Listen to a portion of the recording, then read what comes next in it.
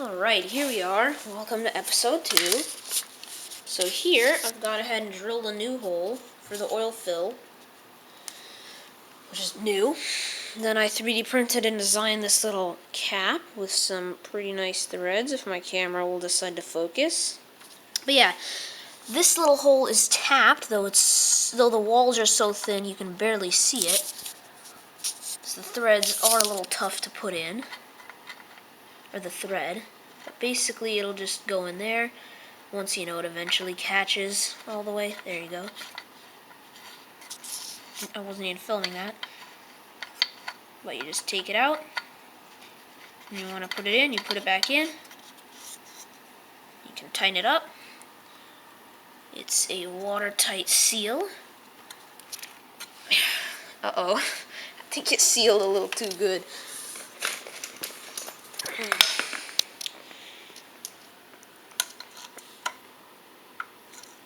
Breaks it casually.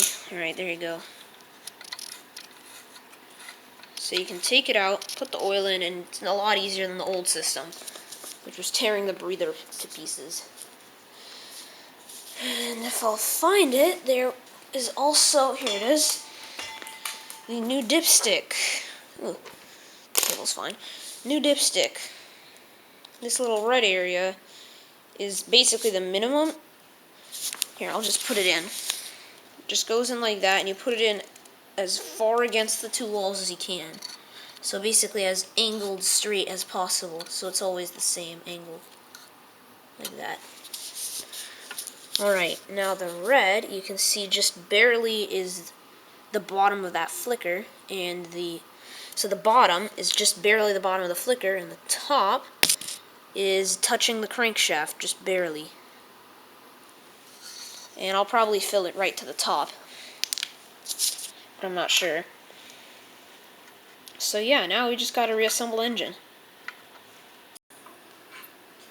Now I'm doing the timing.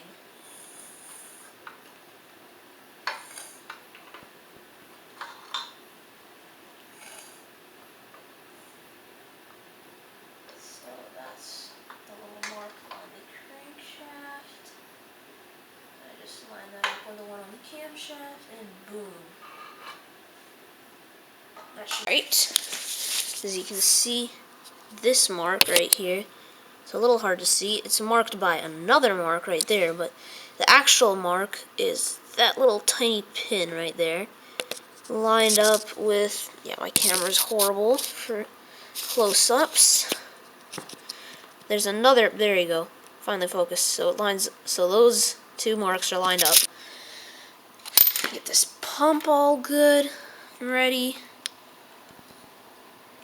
Loop. Gotta make sure it's about straight enough. Yep, looks good. Alright, now I'll put the cover back on. No parts left in there. Doesn't look like I forgot anything. Now I've just gotta put this back on. Hop.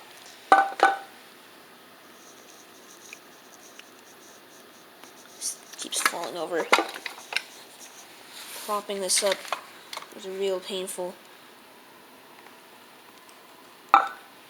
And doing all this single-handed is even more painful.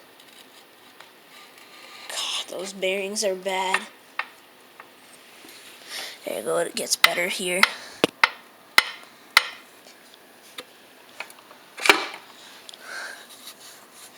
Did the cam pump line up? Yes. Look, you gotta make sure that little ball goes in the little hole above it. A little. Oh, okay. Yeah, I think that's good.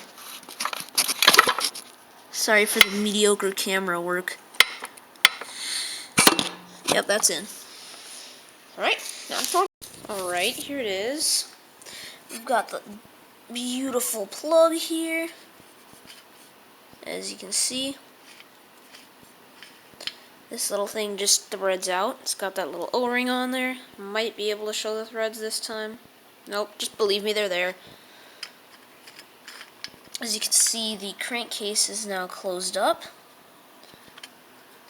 And if I can put this in single-handedly, and it'll look super cool. There you go.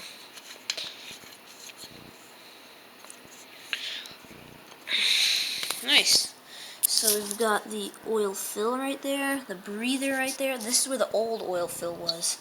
But now we've got a breather right there, which should hopefully not splash oil everywhere. Hopefully. And everything's back together. You can see all the bolts are torqued down. Pretty cool.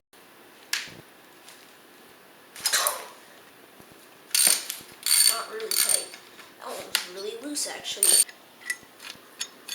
So this is the main mount. You can see it's got 2 bolts. That's a lot of oil. It's got 2 bolts. This one is for the other side, and it doesn't really hold it much other than down. And it's only got 1 bolt, you can see. And the holes in here are really tiny, and we're just going to enlarge them to fit something more like this. Like that. That way it won't wobble around as much. Yeah. So here's what I've gone ahead and done.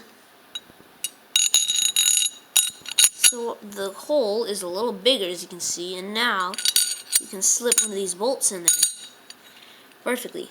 This is a lot bigger than the previous one, and it's made specifically for wood, so it's got that little square that you just hammer in. It stays in place. That should be a big upgrade. Alright, the mounts are back on, as you can see. This one's not very bolted in, so that I can flop it around a little while installing. And you're probably going to get to see the first start in this episode.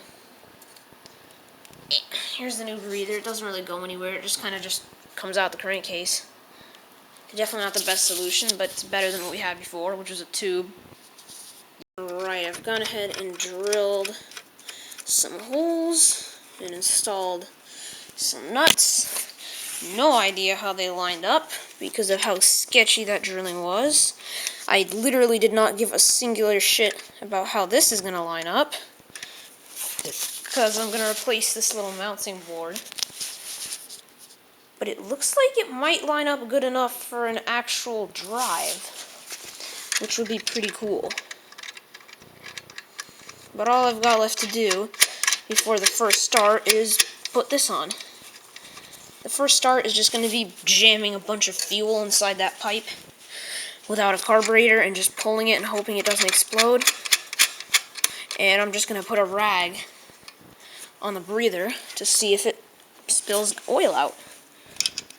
That's literally the only test. Just put a rag right there. Just put a wall back here. Test it by starting it on just straight gas in the pipe and see if it spews oil out. That's it. Alright, I've gone ahead, bolted the engine down, as you can see. It's really tight. And it is not moving. Look at the wheels. They're literally shaking off. Look at this one. That one's got a blown bearing, I think. Look. And this thing's still staying in place. It would have just gone like that on the previous version, so this thing should basically never break. So yeah, we're going to do a test run. Alright, I've torqued that down to 30 foot-pounds. Everything is ready. We don't have a clutch on there, of course, or spacers here to lift the engine up. So using a clutch won't work right now. So everything seems to be working good. I'm going to get it out and do a test run. I really won't include the previous clip because it was way too long, but basically it didn't run. Check the spark, it's fine. It did pop a few times. It's probably because this intake is just angled so much, and it simply can't get enough fuel in there because it all keeps spilling out. So we're probably going to have to wait until we have actual fuel in there. But I'll try starting it either way, and if it runs, I'll tell you. Alright, I'm back. It did not run. In the next episode, I'll 3D print a new intake, and then you'll probably hear it idle.